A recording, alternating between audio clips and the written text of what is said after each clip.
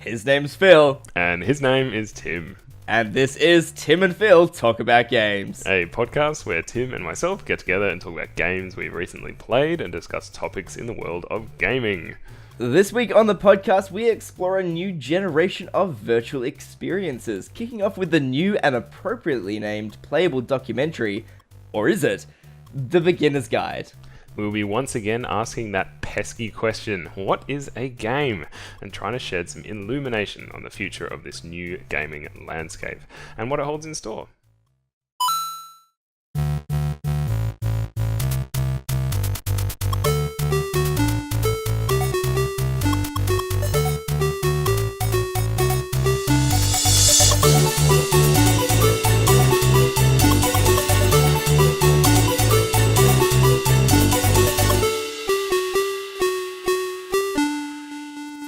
Hello, once again, Tim and Phil talking to you about games. So it's been a little while since our last episode. Probably, I don't know, we've got a couple banked up, so we're not sure which one we're actually going to put out next, but this is the next one that you're listening to. It's like Schrodinger's episode. Yeah, you don't know exactly. which episode it is until you listen to it. Yeah, or until we upload it. So if there has been a hiatus between the last one and this one, it's because Tim's computer exploded. Again, why does this keep happening? I don't know. We can't catch a break, basically. Between either of us moving to new states, going away, and bits of technology just deciding to not exist anymore, we're kind of having a shitty run. But there you go. That happens. But yeah, we are back, and what better way to start talking to you again than to discuss the games we've been playing? So, Tim, any particular game you have been playing since last we spoke? Yes, but I don't like admitting it on some kind of audible record that can be played back in like a courtroom. This sounds like either something really bad or so bad that you should be ashamed of it, or I don't know. Actually, it just sounds like It's that one. It's that one. Yeah. I've been playing the SimCity Build It on Android, which is the mobile version of the acclaimed SimCity series of games. Is it acclaimed because the last one claimed to be one of them, or? We've already again documented that, so that's on record as how disappointed I was in SimCity 2013 or whatever it was called. Yeah.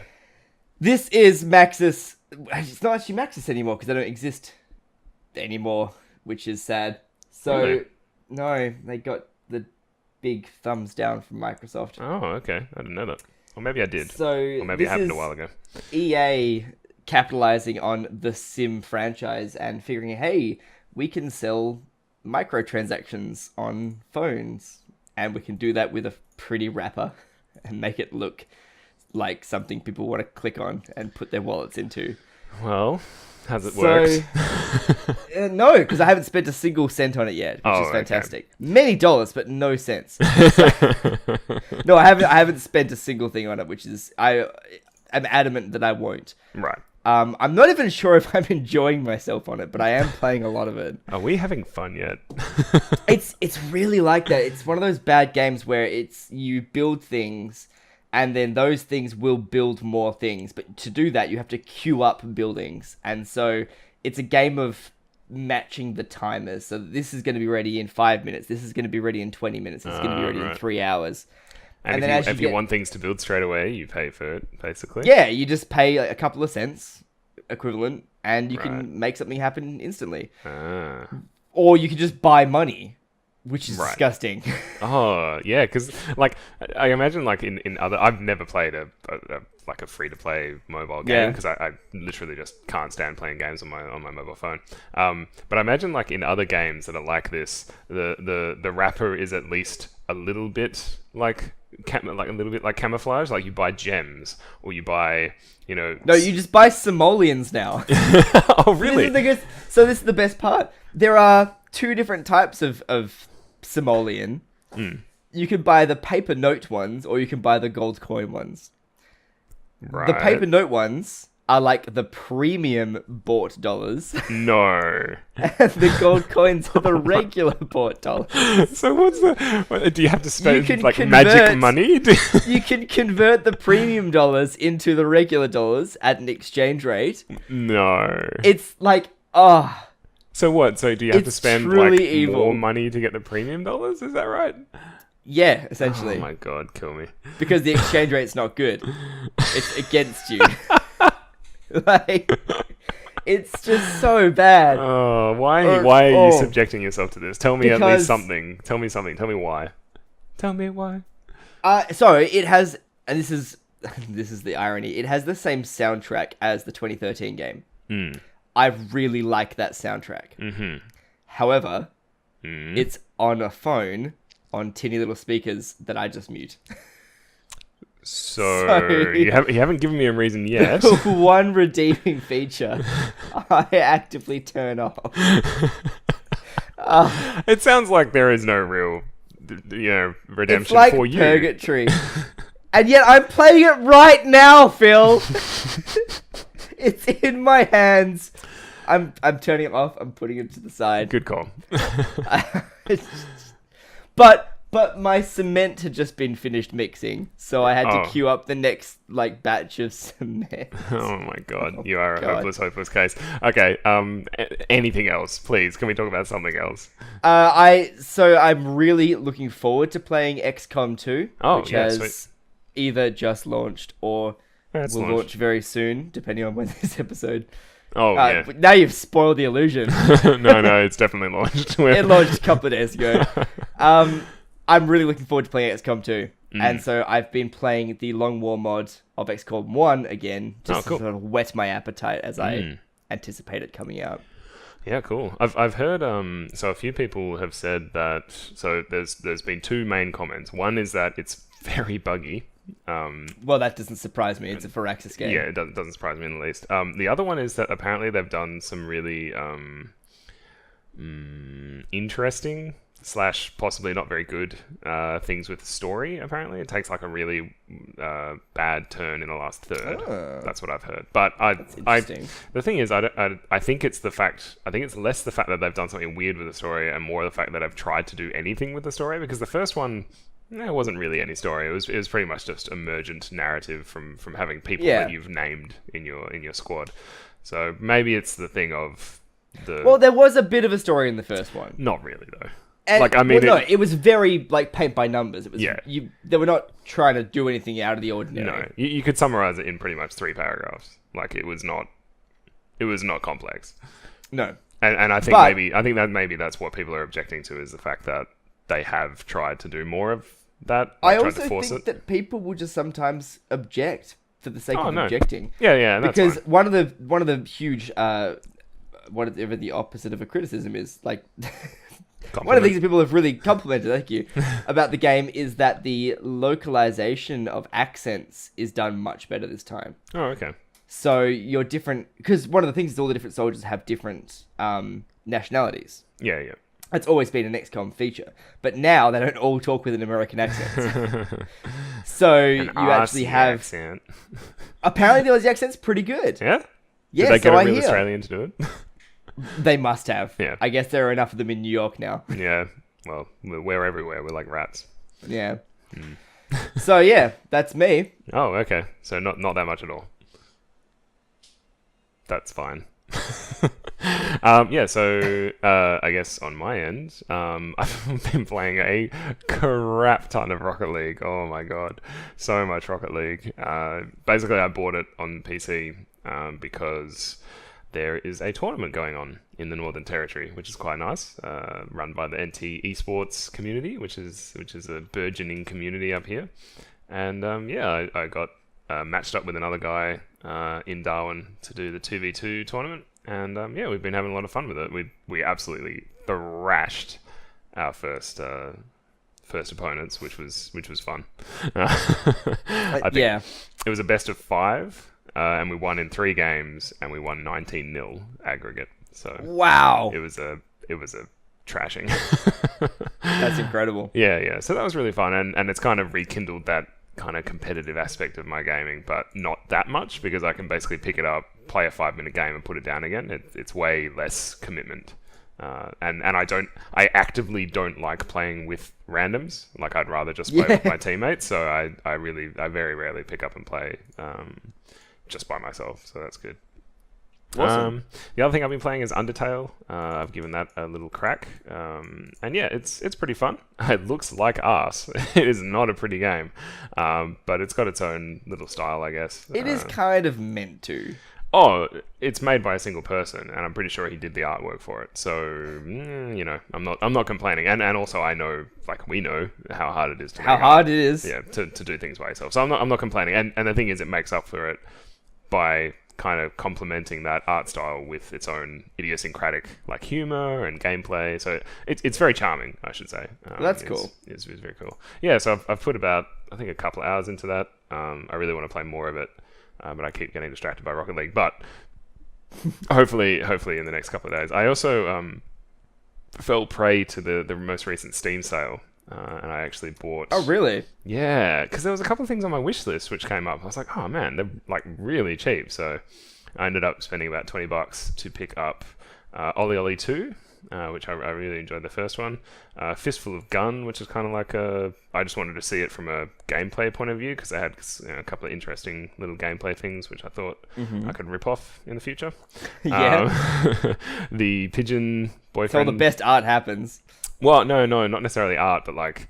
I mean, like, I see what art, you mean. art, yeah. Sorry. Art in the capital A sense. I got Hatterful Boyfriend, because I really want to play through that with Louise, because I think she'd fucking love it, basically.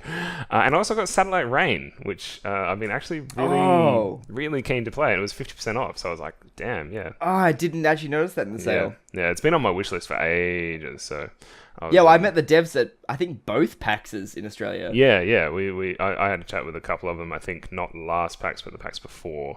Wait, there have been 3 PAXs. Yeah, there has 2 of them. Yeah, yeah. So I'm really keen to look forward to that. I Syndicate, the original Syndicate. Oh my god, I played the bejesus out of that. Huge fan. So much Syndicate on the SNES as well. So that was even more fun.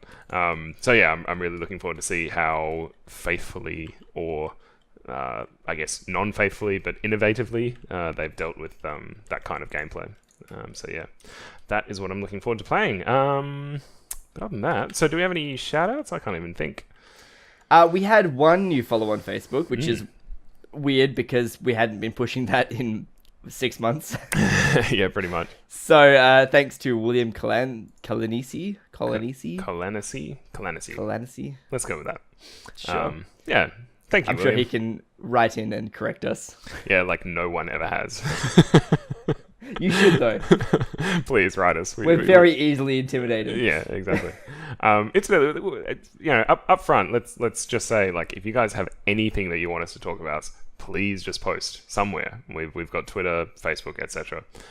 Even though we produce these, we have so much, etc.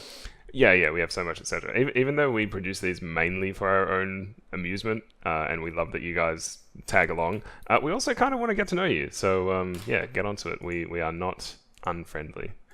I mean, Tim is sometimes, but I'm pretty much not unfriendly all the time, which is good. My teeth are filed down. He's got the veneers. It's all good. But yeah, okay. So that's games we've been playing and games we're looking forward to be playing at some point. Onto our topic. So I know we've tackled this before, the whole question of what is a game, but there's been a couple of games that have come out recently that have gotten people thinking a lot about, I guess, the fundamental design choices that people make when making a game.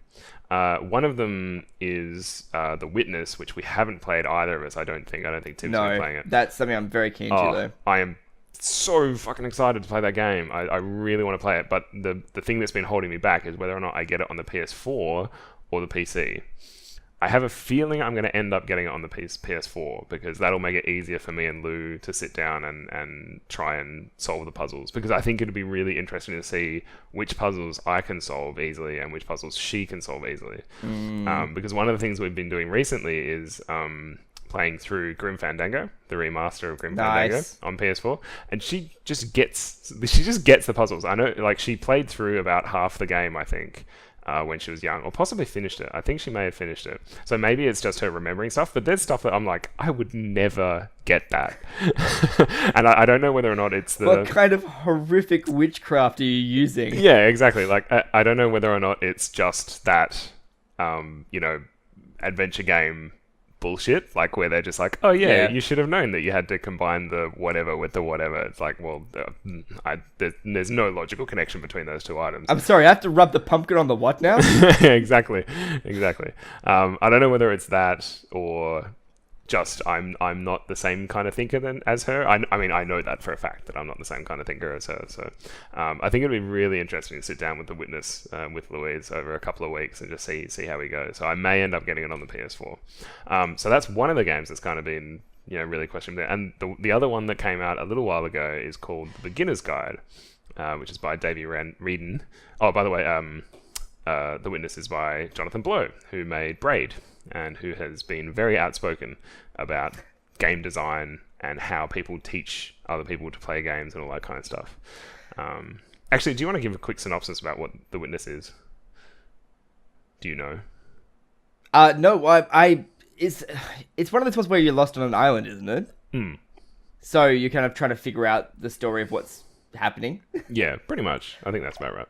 I was under the impression that it's the kind of game that you shouldn't try and find out what it's about without playing it. Well, I certainly haven't. Like, I've certainly been basically avoiding the plague. Yeah, I've been avoiding as much as I can in terms of spoilers or anything. Yeah, me too. So we're not very much use with regards to The Witness. But the other one I did like his other game. Oh, Braid was fantastic, and I never finished it because I'm not that smart. Oh, Braid was incredible, and the ending to Braid, like I know everyone has cheesed on about this ad infinitum, but Braid ended on a note that was really, really well done, and really it's one of those few games that made me sit back and just go, wow, that was really quite something. Are you deliberately rubbing it in my face that I haven't finished this game? No, it was really good. Like I actually yes, thanks, Tim. Yes, thanks. But you also should, and you're a monster. I know. It's been out for like puzzles. I know it's been out for like 6 years, and I still haven't finished it. You know what it really reminded me of was the ending of Mass Effect. One day I'll play those games. Anyway, so the other game, apart from Witness and apart from Braid, Jonathan Blow just being generally awesome, was The Beginner's Guide. And The Beginner's Guide is far easier to explain. So it's a game by David Reed. How do you say that surname? Reedon? I can't. Reedon? I think it's Reedon. Reedon. Davey Reedon. He made the Stanley Parable with another guy, William someone, I think, which people raved about. I still haven't played because I can't bring myself to delete Louise's save game. But it's a game by Davey Reedon, and he is the kind of person who's trying to make games that kind of undermine what people usually think of as games. And so the thing that The Beginner's Guide is about Davey. It's difficult to explain, but it's about Davey talking you through a series of levels that he has found, or not found, but kind of archived from another game developer. And yeah, it's like an old hard drive. Yeah, it's like he's found these games that he well, not found, but like he's presenting these games that he has gotten from this other game developer and trying to walk you through each level design and why he thinks the game designer made each level. And so it's kind of this insight into why this game designer made these games. Now, obviously, I mean, it's not as simple as that, and I don't want to spoil anything for you. So, because I played the game at what I feel is the perfect time, which was around about, I think I started at around about 10 o'clock at night, and so I ended around about 2 o'clock in the morning or so. So I was completely alone and completely just in the moment of the game and experiencing it just start to finish kind of thing. So I would highly recommend that if anyone wants to play the game, just do it that way, because it's really affects you far more if you don't take any breaks. But then you can also, the thing is, you also start thinking about it after you've finished it, and you kind of want to go back and mess with stuff. But it's basically just him in a voiceover just talking you through these levels. And the reason why it feels so much like an interesting... Just to point out that all these levels are incomplete. Yeah, well, I think there's one or two that he says are complete, but yeah, it's not. It's like he's interpreting stuff that would be meant to be throwaway, like a game jam game or something like that. So anyway, so the reason why people have been saying it's such an affecting game is because it's not really that much of a game. It's more that you're just walking in these virtual environments. There's literally one puzzle to solve, and it becomes a repeating motif that he tries to explain. It's really just you're walking through these environments and interacting with a couple of things, but mostly it's just him telling the story of why he thinks these things are important. And it's kind of I don't know. It doesn't feel like a game. It feels like a combination of a movie, a game, and a podcast kind of thing. Yeah, it's like a story. Like someone's actually like a campfire tale, where someone's sort of trying to explain something to you. Yeah, exactly. And so we wanted to explore the idea of these kind of games and where they came from, where they might be going, and just kind of see whether or not we thought they were worthwhile, or where it's actually going to go to, I guess, in the future. So my question for Tim is, do you think that there are going to be more games like this, or do you think that Davey Reedon is kind of unique in making these kind of things? Both. Okay. But both of those things. I think that his attitude and the way he sort of looks at games is definitely unique. Or at least it's unique in the space. There are probably other people who think and behave the same way as him. Yeah. But, they're not making games that I'm playing. So yeah. Until they start doing that, he gets all the credit. Yeah. But I think as well, on top of that, we're going to see more games like this purely because the ability to make games, the bar has been dropped so low. The accessibility into the realm of game development is so much easier than it used to be.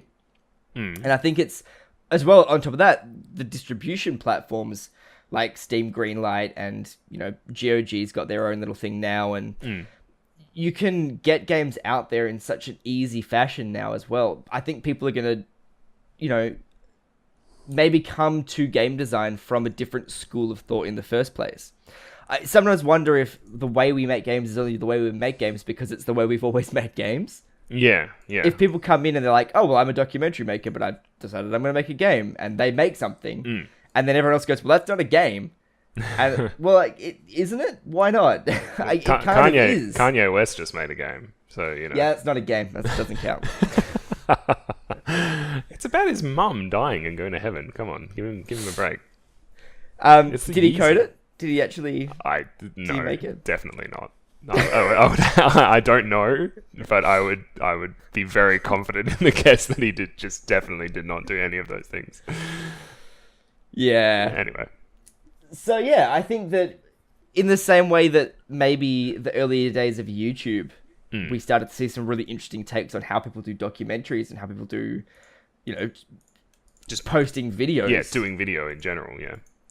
And then like Vines and things like that, like the way people utilized Vines and the 6-second thing to tell stories in different ways. Yeah. I think that in that exact same way, we're going to start to see a lot more of these kind of weird interpretations of how a game can be portrayed. Yeah.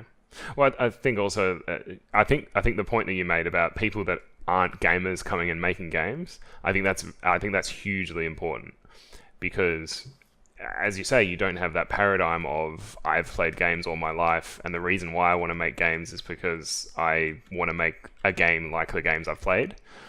Like, that's a motivating factor for a lot of game developers. That's why you see so many of these retro, nostalgic games coming up in Steam, because they're like, I really enjoyed playing X game and X genre. I really want to make a spiritual successor.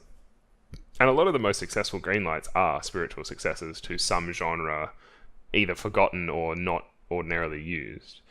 But people that come from outside that but have the skills in order to code and that kind of stuff. Or people that don't see their stories as being represented in games. I think that's the other thing.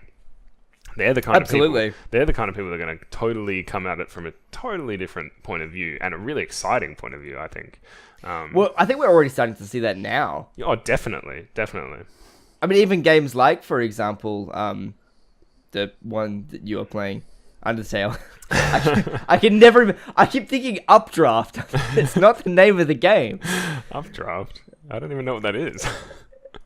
It's like a wind that goes upwards. No, I know, but I don't know if that is that anything in pop culture.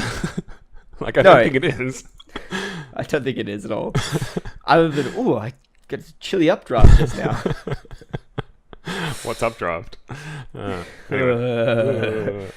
So I think like games like Undertale are those kind of games where we see people with completely different attitudes towards going into these different life experiences starting to make games and make them more accessible.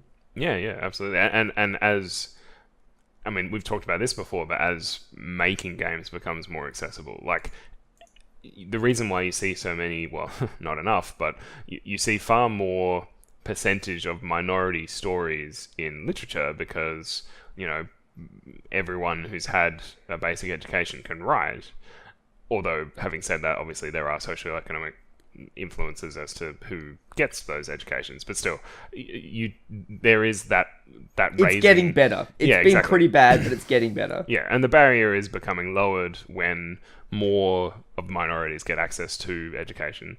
But obviously, the barrier to making video games is far higher because most people, I mean, I know they're starting to change it now and teach coding from a much younger age, but most people don't have any coding experience. And so they would never, other than using a drag and drop interface such as GameMaker or Scratch or whatever, which is perfectly fine, but you can't really make that many very in-depth games with that. Like, that would be, I don't know, be very grindy to challenge. Make yeah, you'd have to really be committed, and it's quite clunky to make a game that tells your story, probably a very complicated story if we're talking about minorities, in a way that is eloquent and representative with one of those languages. You would probably need someone who knows how to code and knows how to really manipulate all the different elements to bring it together. But that barrier is lowering, and kids are getting coding from bloody primary school age, which just blows my mind. But I think that as that barrier lowers, continuously over the next few, I suppose decades, we're going to see a lot more of these games, and I'm really excited to see it.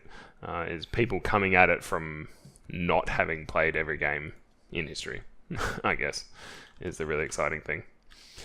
So the other thing that we wanted to talk about, this will probably be well, we'll see how we go. It might be a shorter episode, but one of the other aspects of this that we wanted to talk about is the idea of, because there are a lot of VR things coming out this year, supposedly, this year and next year, how this will influence things.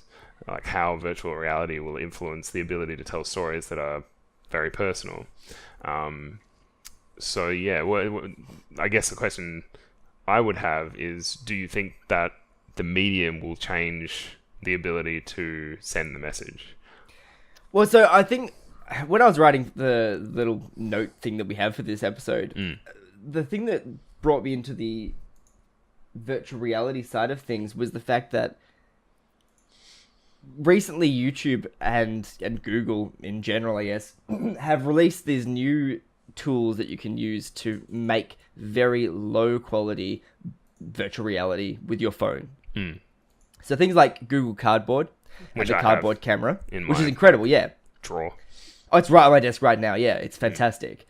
Allows you to literally just pull your phone out and then record 360-degree videos or photos at least, and then convert that into a virtual reality environment.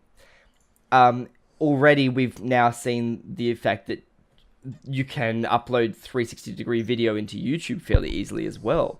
And that video can be as high or low sort of tech as you want it to be.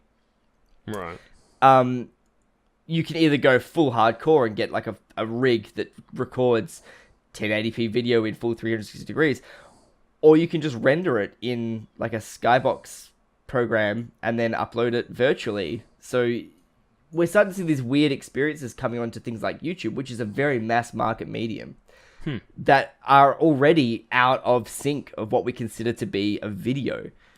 And so then the question is, well, if you can interact with the video, does that make it a game yet? I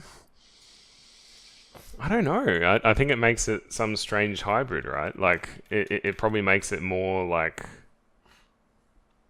I don't know. It's difficult, right? Because some people would argue that you need to have some kind of mechanic, like some kind of feedback loop that is driving the player forward in order to kind of make this a game.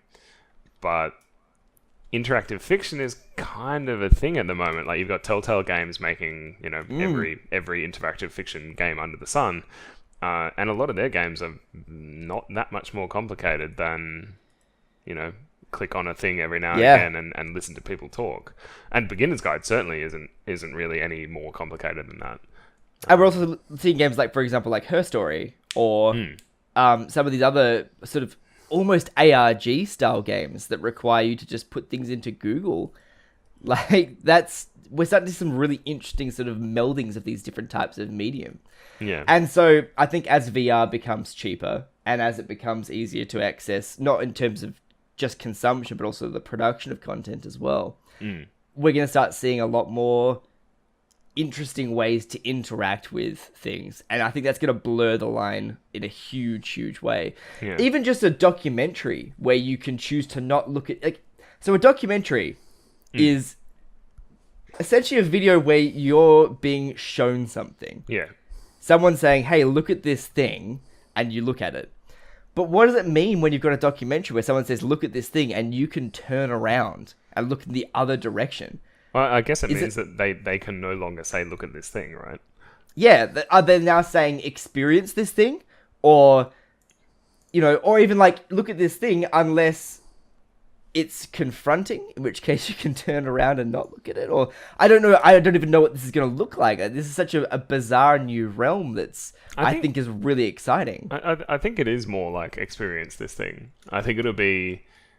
You probably will be moving away from stuff like a narrator and like an editor, really. Like, there will be less editing, because if you think about it, like, editing will be less about choosing the perfect shot or choosing the perfect segue between scenes, and more about, well, let's find the perfect moment for someone to experience, like a set of moments for people to experience. And then the people who curate the content will be the people who are, on the edges of whatever, whatever content you're looking to explore. So say, I don't know, a nature documentary, it'll be someone who's out in the middle of nowhere that's just recording this stuff constantly, and you'll be piggybacking onto them. It'll be like a periscope kind of thing. Yeah. Which already exists, but not in interactive mode. Interactive periscope would be... I don't know. I can't even fathom that. Yeah. It'd be almost like having a surrogate. Pretty much, yeah. I mean, obviously we can only theorize about this kind of stuff. And many great sci-fi writers have already theorized about this stuff.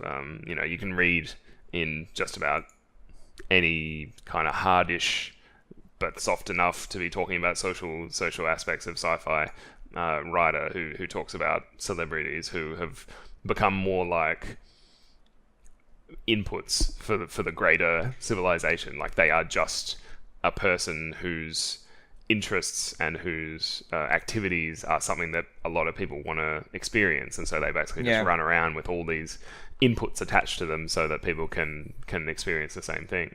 And whether or not, like, I think it'd be really interesting, definitely interesting. I mean, I know we've used that word a lot, but it'd be very interesting to see whether or not there are more games like The Beginner's Guide, where it's just, all it is just someone trying to get a message to you through an interactive medium, and trying to just show you just a little bit more of their headspace, I guess. Because a lot of, I mean, Yeah. let's face it, a lot of the games we play because they're fun from a mechanical point of view. Like that feedback loop, that gameplay loop is really enjoyable, right? But if you take that out of the equation and say, well, look, I don't want you to be having fun or being interested in this piece of art, this piece of game, because the mechanics of it excite you. I want you to be excited about it because it shows you another person's point of view, much like a book does or a movie does, or at least good movies do. Then that becomes more exciting, and obviously it's starting to put into perspective that whole argument of, is game art? Let's bring that up again. Like, obviously games are art, but whether or not they're matured art is the question. And I think this is definitely driving games towards being a mature art. If they're able to pull off this kind of stuff where you are really inside someone's head and able to see where they're coming from, which I think the beginner's guide definitely achieves that. And absolutely, and I think it also just opens up another spectrum as well, because these things are all going to fall. And the spectrum is different for different people too, because some people are going to see it as one thing and some are going to see it as another thing. But then you've got games like Adrift, which is about to come out hopefully this year, sometime soon. Yeah. Although I say that, but I don't have an Oculus Rift, so yeah. it is an Oculus Rift game. Although you can play it without the Oculus Rift, I would recommend you don't do that. Yeah. After having got to play a little bit of it at PAX, Did you? Yeah, Oh, sweet.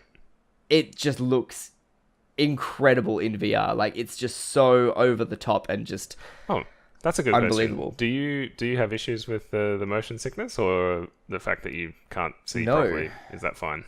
Yeah, I think maybe my cyclopean nature saves me from motion sickness. But also, I don't get motion sickness. I never got just it in when I was general. a sailor. I never got it when, I don't get it on road trips or anything like that. Yeah. So, yeah, I'm lucky, I guess. I've seen people get horrifically seasick. Like, I spent months dealing with people who would just vomit non-stop from 3 weeks. Like, it was just horrifying. But no, I don't get that with Oculus Rift at all. I do, however, that being said, I do get the sensory sort of dislocation thing where you are fully in the VR, where like you actually do feel like you're falling. I feel like I'm being whatever the situation is. Like, it feels real to me in some situations. Yeah. And that's cool. I felt like, for example, there was another one at PAX where it's called Into the Forest, I think it was called. And the very first thing you do is that you step through some leaves into a forest clearing. Everything is super low poly count. It's very, very stylized. And yet, even then, brushing through the leaves, like, you could almost feel them on your skin.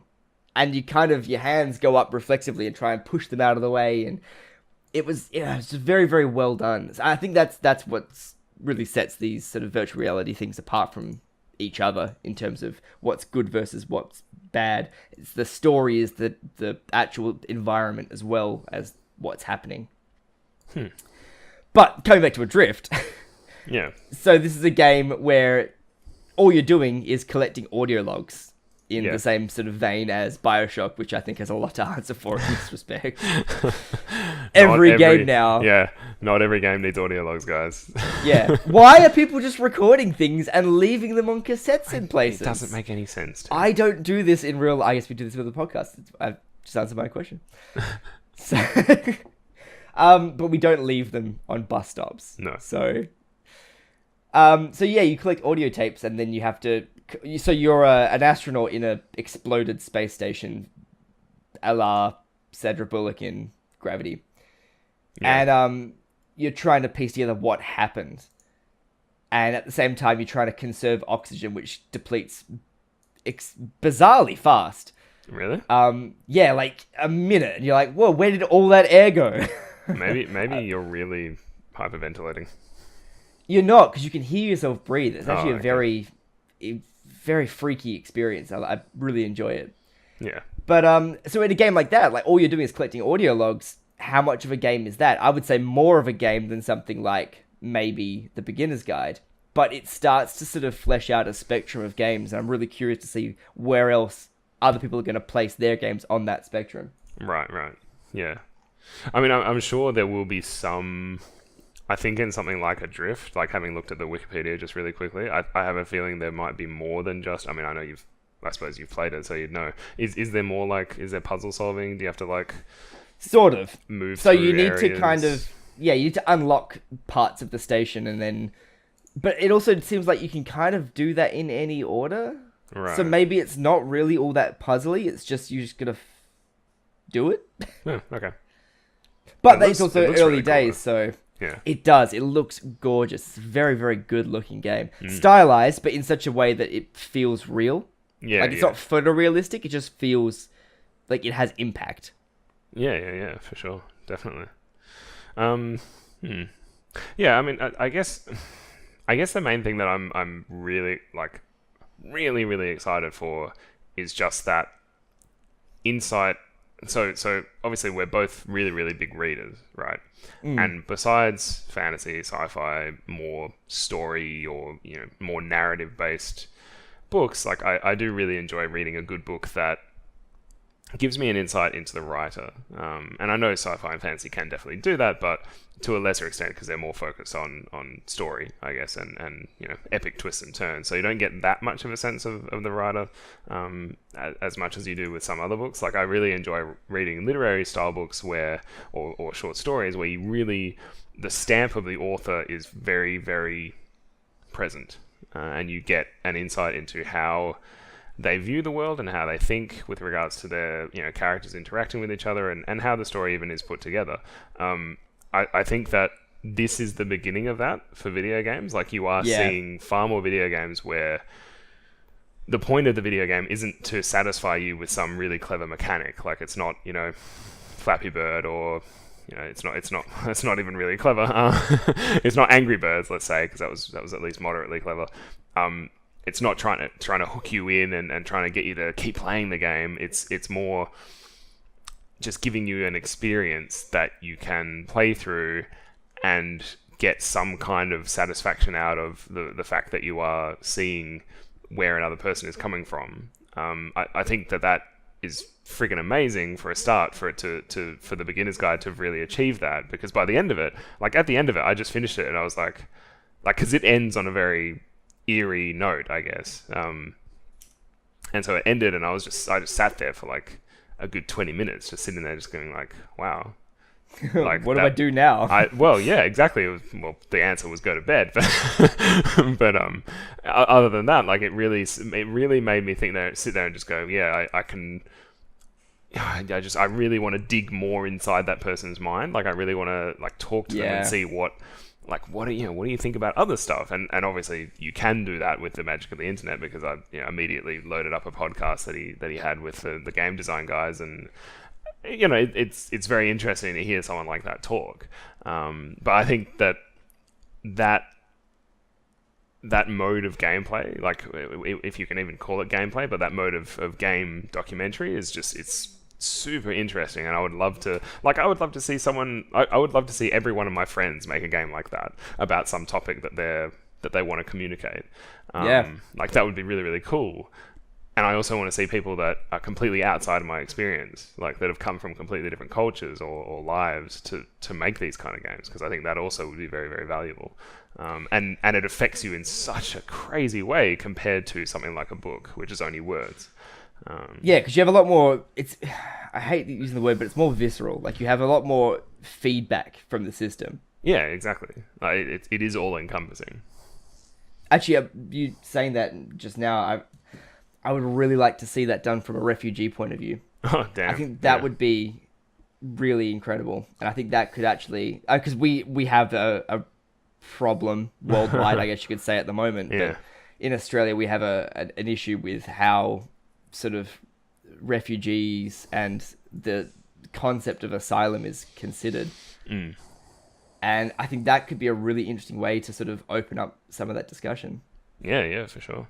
I think that's that would be super worthwhile. I mean, obviously there are games that discuss that topic. Like, I guess probably the one that springs to mind most quickly is Papers, Please, or This War of Mine. Actually, Papers, Please is probably one of the better ones for that, because it kind of It's kind of from the other point of view, though, like the exact opposite. Yeah, but I think by doing that, it does definitely make you feel like you are an awful person. And so, therefore, by not sympathizing with these people, you feel bad, and therefore you're kind of getting the message anyway. And this war of mine, obviously, is just showing you that war really sucks. And that It's really quite horrible. Oh, yeah, it's really bad things. So there are obviously games that have done it, but I don't think they have done it to the same extent as, say, a beginner's guide-esque, very meditative, very deep cut, I guess. Like that, Papers, Please is a fairly obvious game mechanic. But yeah, something like Beginner's Guide, where it was a real deep cut, real getting into the heart of the issue and that kind of stuff would be really interesting to see. And probably very, very depressing. Probably not one that you would want to do at the middle of the night kind of thing. No, yeah, in hindsight, I changed my mind. Yeah, I don't want to play that. But yeah, I guess that... On that bright note. Yeah, on that lovely high note. Yeah, I guess if people want to play these kind of games, obviously maybe start with Stanley Parable. That's a really, really fun game. Beginner's Guide, highly, highly recommend it. As I said, it does not take long. I may have even overestimated that. I think it's definitely less than 4 hours, I would say. It does not take long if you're just moving through it at pace. But there's also stuff like you've got a list here. So Proteus, Gone Home, Dear Esther, Ether 1, which I actually have looked at, and Louise said she wanted to play. Jazzpunk, Psychonauts, The Magic Circle, which I haven't actually played yet either. But yeah, there's a bunch of games out there, and The Witness, obviously. There's a bunch of games out there that are trying to do this kind of very interesting thing where you're taking on the mindset of someone else. Yeah, I guess search them out. Also, and again, one of the sort of seeded thoughts that started this whole podcast episode in the first place. If you have Steam, you probably have a copy of Half-Life 2. It's hard to avoid. I think it's hard. Yeah, I think it just appears in your library after a while. It's kind of like HPV. So if you do, there's an option in Half-Life where you can actually turn on a developer's commentary mode. And as you play through the game, there are little things that you can shoot, and they start playing the developers' voices. They talk about the section of the level and the challenges that they had to make it, or why they did certain things. And it's not the same, but it's kind of the same. It has, it was a very, very early, because this is old news now. But it had that early root of, it's taking something that we're conventionally calling a game and adding an extra layer of information in it that you don't normally get in this kind of medium.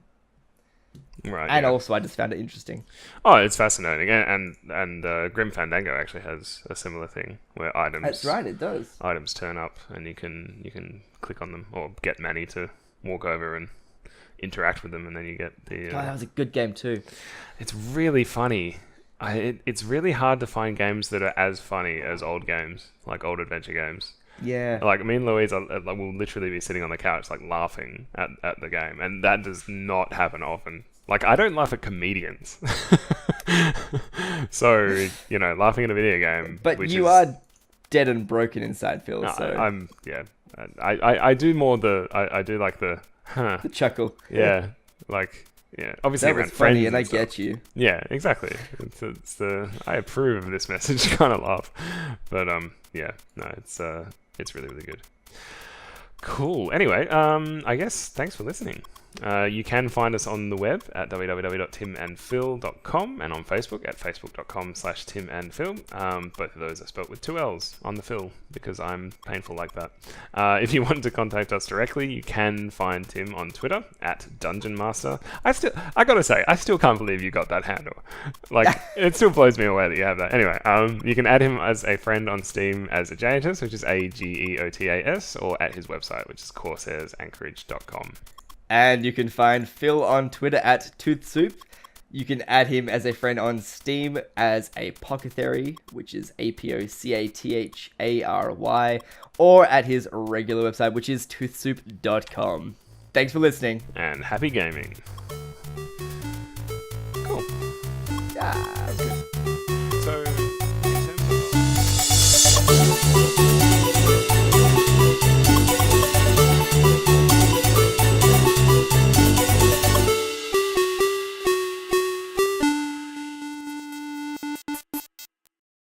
All right, yes, hello once again. We are back from the abyss, bringing you the tasty, tasty treats of talking about games to give you some reasons behind our latest hiatus, which, What the fuck was that? I don't know. There, words. Let's try that again. Tasty treat. I don't know. Stick these appetizers in your ear holes.